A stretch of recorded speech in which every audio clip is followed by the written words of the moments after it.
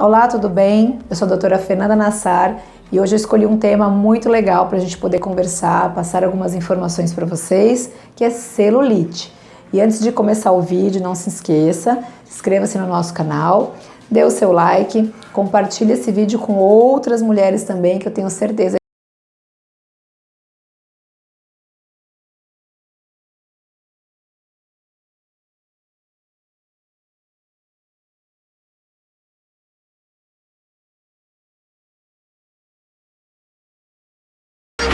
Gente, quem ainda não sofreu com a celulite, né? Todas as mulheres olham no espelho, perguntam para o marido, perguntam para as amigas se dá para ver a celulite, se não dá, se está aparente, se não está. Já fizeram tratamentos estéticos também para celulite e hoje a gente vai falar sobre tudo isso. Quando a gente pensa em celulite, primeiro a gente tem que entender o conceito, né?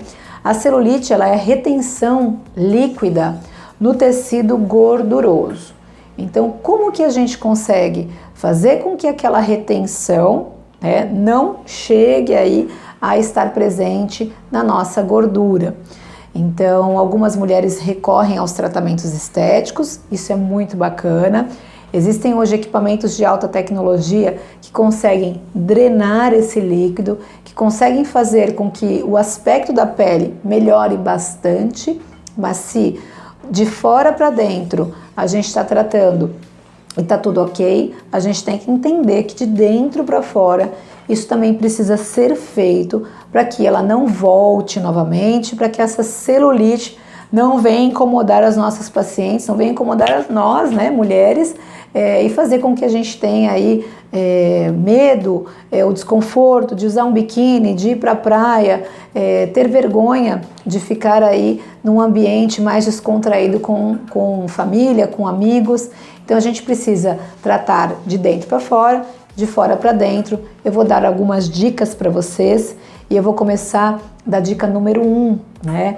Muitas mulheres usam o famoso anticoncepcional, o contraceptivo, e não fazem a menor ideia de que esse anticoncepcional pode ser aí o causador da celulite. Quando a gente fala em anticoncepcional, então eu estou falando da pílula oral, estou falando do anel vaginal, eu estou falando do SIU, que é o sistema intrauterino, mais conhecido como Mirena. Todos eles possuem hormônios que fazem com que a gente tenha algumas alterações metabólicas, algumas alterações estruturais aí na parte hormonal, levando ao aparecimento de celulite. Hoje, quando eu recebo uma paciente no meu consultório, né, que ela começa a fazer alguns exames laboratoriais, a gente tem o cuidado para solicitar um exame laboratorial chamado SHBG. O SHBG, ele é um grande vilão, né, que quando ele sofre um aumento, e ele sofre um aumento mesmo pelo uso do contraceptivo, a gente consegue fazer com que menos testosterona livre esteja circulando no nosso organismo. Então, o SHBG ligado a uma testosterona que deveria estar livre, ele inativa a testosterona e faz com que a gente tenha um aumento da nossa celulite. Então, o que a gente precisa para poder melhorar esse quadro? A gente precisa diminuir esse HBG, estar com os valores de referência, de preferência menor do que 75, para fazer com que mais testosterona esteja livre e circulante no nosso organismo. E aí sim, fazer com que essa paciente tenha uma melhora no aspecto de pele e outros sintomas também, como por exemplo, melhora da libido, diminuição da gordura. Essa paciente consegue melhorar a lipólise, consegue aumentar a massa magra. Então a gente tem várias pacientes aí que têm essa queixa frequente, recorrente quando usam o contraceptivo, né? Além da questão da irritabilidade também. Algumas pacientes que fazem uso da pílula contraceptiva ou então dos outros métodos hormonais que a gente comentou, elas vão sofrer também de problemas emocionais. Então, o foco do assunto hoje é celulite, mas é para a gente poder entender a proporção que isso toma dentro do organismo da mulher e o quanto isso pode prejudicar em outros fatores também. Mulheres, para quem vocês devem recorrer, né, para poder saber o valor do SHBG, como vai diminuir, quais são os elementos, nutrientes que vão fazer com que a gente tenha uma melhora nos níveis de SHBG? É para o seu ginecologista, tá? E esse ginecologista, ele precisa ter um conhecimento muito específico dessas funções. Se você hoje precisa tomar um contraceptivo, porque realmente você não quer engravidar, você também precisa fazer uma análise laboratorial dos seus exames e entender o que pode ser feito para esses sintomas não incomodarem mais você. Além disso, eu também tenho que falar para vocês que a possibilidade do uso, né, do DIU de cobre, DIU de prata, essa possibilidade é muito bem-vinda nesses casos. Então, para as pacientes que querem contracepção com segurança e sem efeitos ruins, adversos e colaterais do uso dos hormônios sintéticos, é sempre o ideal pensar aí no DIU de cobre, no DIU de prata ou então nos métodos convencionais, né? Como por exemplo o preservativo, o coito interrompido, tabelinha, que podem ser conversados aí com o seu ginecologista. Segundo ponto muito importante para as pacientes melhorarem aí a celulite é a gente pensar no nosso intestino, né? O intestino, ele quando está diante aí de alimentos que podem causar inflamação, a gente começa a ter algumas alterações que vão fazer com que a gente tenha assim o aparecimento da celulite.